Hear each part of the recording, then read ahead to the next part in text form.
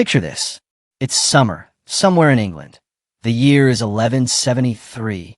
Farmers are working their fields, same as every morning, for as long as anyone can remember.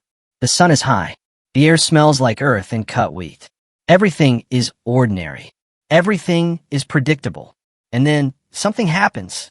Something no one has words for. Something that will have all of Europe talking. Something that historians, scientists, and theologians will debate for 9 centuries.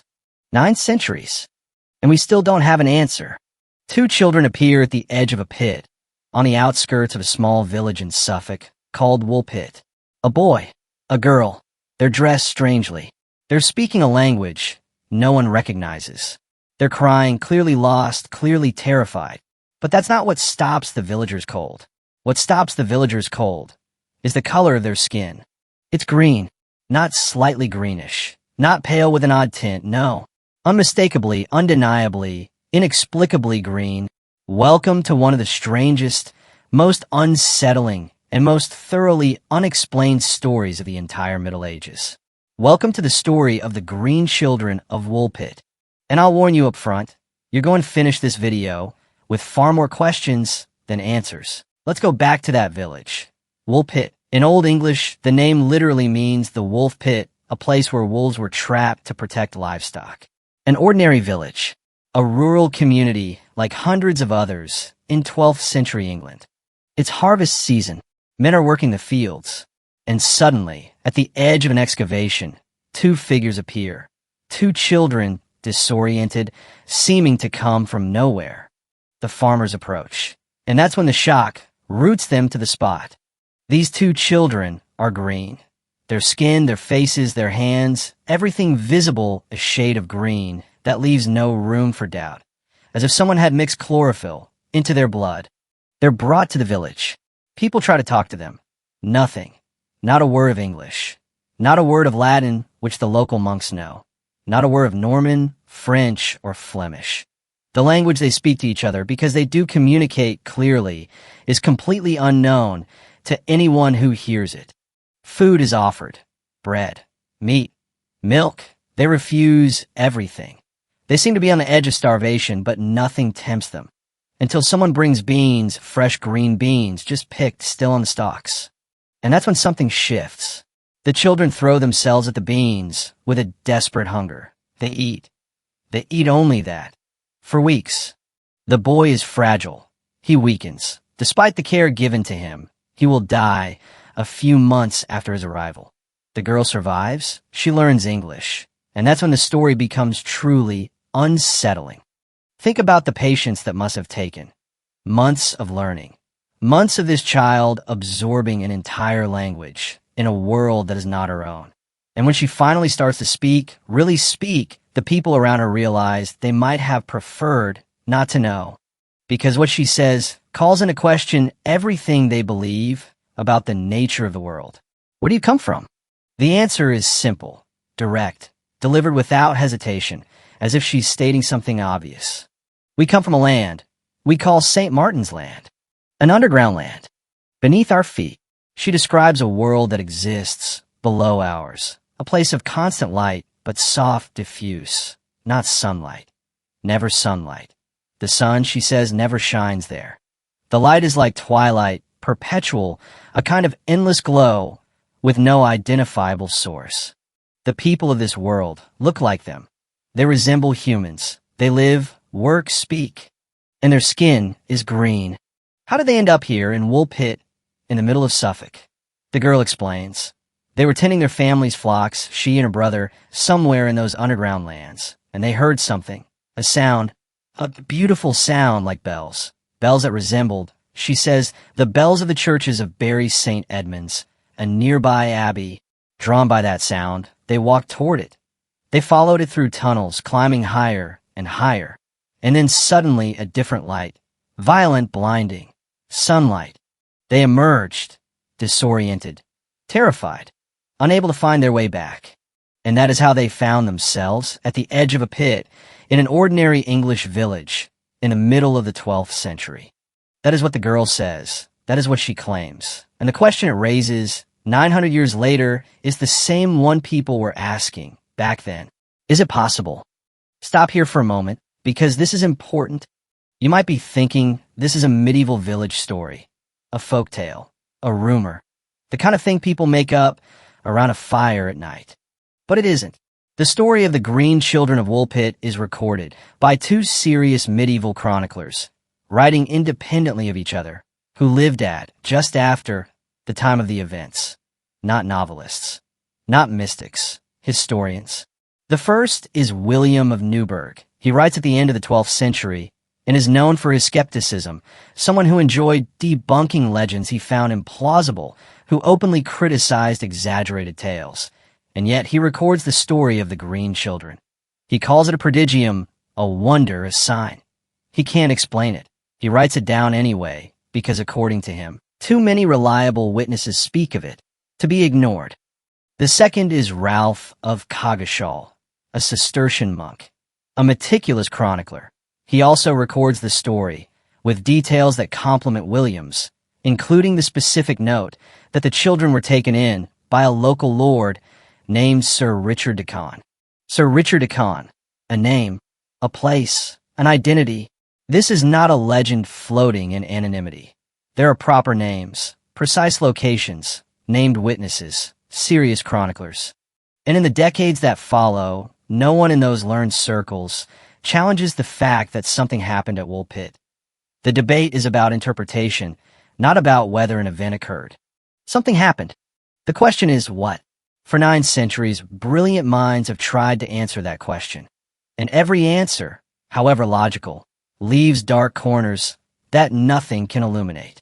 The medical theory is the most straightforward seeming. The green color could be explained by severe anemia, specifically what was once called chlorosis, an iron deficiency anemia that sometimes gave skin a greenish cast. It was known in the Middle Ages, sometimes called the green sickness. Fine. But that doesn't explain the unknown language. It doesn't explain their complete inability to eat anything except beans. It doesn't explain how they appeared from nowhere, with no neighboring community recognizing them or coming to claim them. The feral children theory suggests they were abandoned children who survived in extreme conditions, deep forests, caves, cut off from all civilization. Their strange diet, their discolored skin, their incomprehensible language might follow from that. But even this theory hits a wall. No missing community, no record of children disappearing in the region that matches these dates. And most importantly, they spoke to each other. They communicated clearly. These were not feral children. They had a culture, a language, and precise, coherent memories. Then there's the Flemish theory, proposed in the 19th century.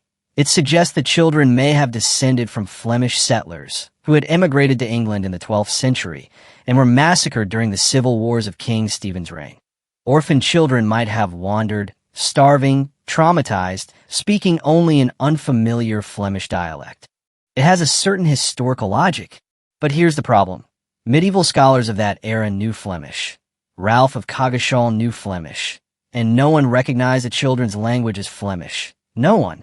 And then there's the theory that steps into entirely different territory. Contemporary researchers, physicists even, have raised the possibility that the story of the Green Children of Woolpit is a clumsy, medieval description of something we might today call spatial dislocation, a dimensional shift, a slippage between layers of reality. The description of St. Martin's Land matches what some theorists call a twilight region, a space perpetually between day and night, perhaps a different orbital zone, perhaps a dimension where the physics of light operates differently. The fact that the children followed a sound, bells, to ascend into our world corresponds to acoustic phenomena documented in geological fault zones, where particular resonances can carry sounds across extraordinary distances. Is this a serious explanation? It's an explanation that takes the account at face value. And sometimes taking ancient accounts at face value leads to truths that our cultural filters prevent us from seeing. What if Woolpit wasn't unique? Because here's what's genuinely unsettling. Across cultures, across centuries, there are dozens of accounts sharing the same fundamental elements. Beings who emerge from underground. Subterranean worlds bathe in a different kind of light. Creatures or peoples who cannot bear direct sunlight.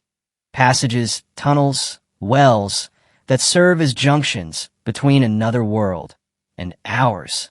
In Norse mythology, there is Svartalfheim, the dark underground realm, inhabited by beings who avoid sunlight.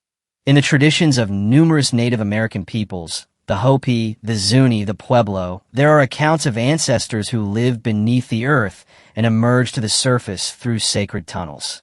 In ancient Japanese, the term Inokuni describes a land of roots and inhabited underground world, parallel to our own. In ancient Celtic Irish tradition, there is the Sidhe, hollow hills, inhabited by the fair folk, beings from another dimension, who sometimes surface into our world, often disoriented, often unable to eat our food. The girl from Woolpit eats beans. Only beans. In Irish tradition, beans are associated with the boundaries between worlds. They were offered to the dead, used in rites of passage. Coincidence? In the detail of the bells. That sound which drew them, which served as a guide between the two worlds. In dozens of folk traditions, church bells hold the power to pierce the veil between dimensions, which is why bells were rung during storms, plagues, and funerals, to mark the boundary, to maintain it, or to signal that it could be crossed. Same story, different cultural wrapping, again and again. When the same story resurfaces in civilizations that had no contact with each other, the legitimate question becomes, are they all inventing the same thing? Or are they all remembering the same reality? Come back to her for a moment.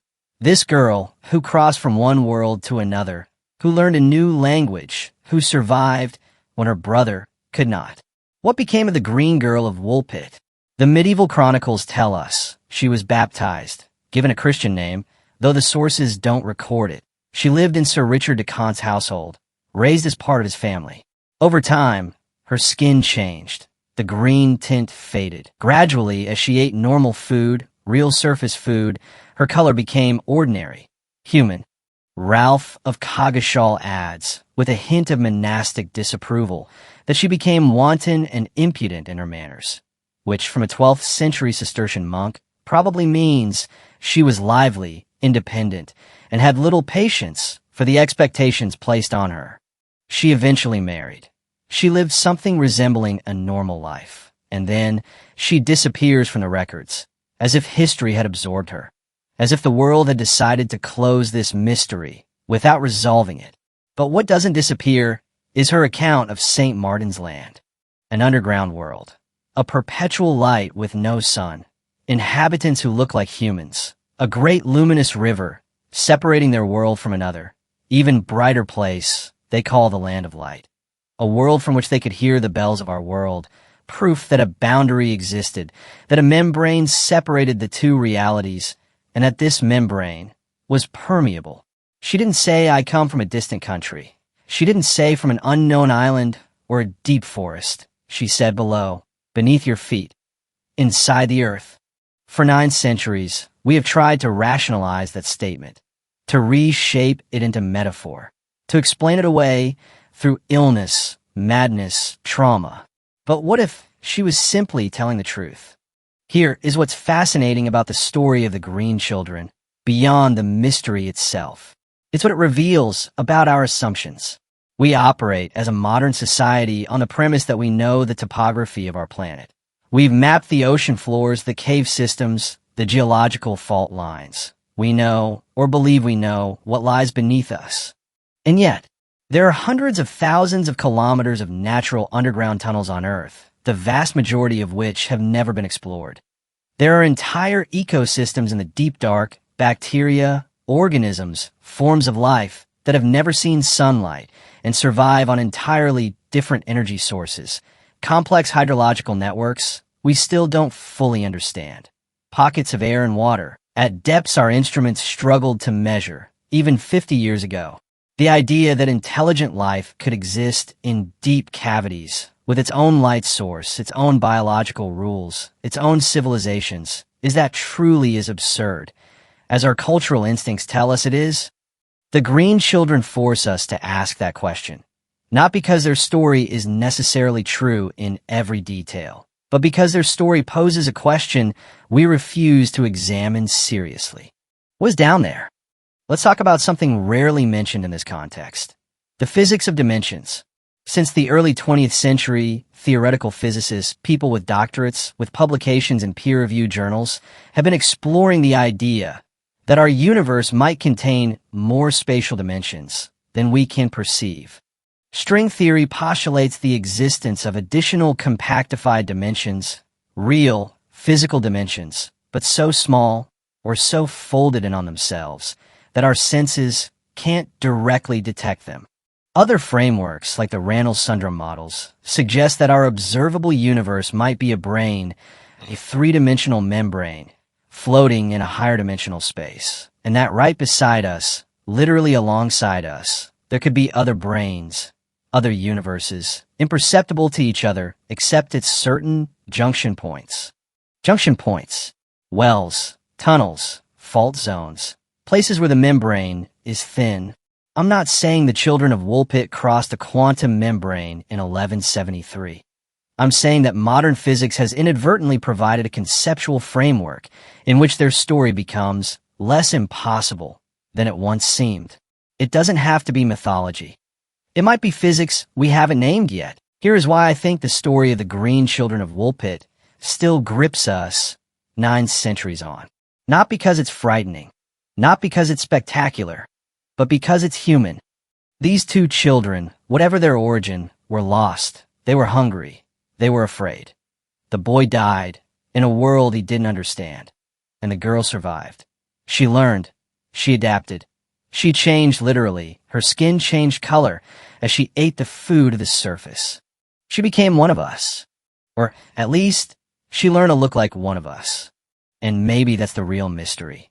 Not where she came from, but how she crossed that threshold, the boundary between the other and the familiar, between the inexplicable and the ordinary, and chose to stay. Maybe the story of the green children isn't only a story about underground worlds and dimensional doorways. Maybe it's a story about what it feels like to be an absolute stranger in a world that doesn't understand where you came from. Maybe it's a story about survival. Or maybe, just maybe, it's a true story. And if it is, then the next time you walk down a country lane in England, pass by an old stone well, hear church bells drifting across the fields in the distance, ask yourself what's underneath. The official history, the one we're taught, has a particular shape. It's linear. It's rational. It moves in one direction, from barbarism toward civilization, from ignorance toward knowledge. But stories like the green children of Woolpit are the cracks in that line. The places where the official reality doesn't quite hold together. The moments where something completely inexplicable surfaces at the edge of a pit and says, you don't know everything. 9 centuries have passed. We have quantum physics. We have satellites. We've mapped the human genome and the surface of Mars. And we still have no explanation for 2 green-skinned children who appeared in an English village in 1173. Maybe some truths aren't meant to be explained. Maybe they're meant to stay open, unresolved, like a well with no visible bottom, like a reminder that the world is larger, stranger, and more extraordinary than anything we've ever been told. Thanks for staying with us all the way through. If this video took you somewhere beneath the surface of things, share it. Mysteries deserve to be passed on. And next time, we go even deeper into the dark.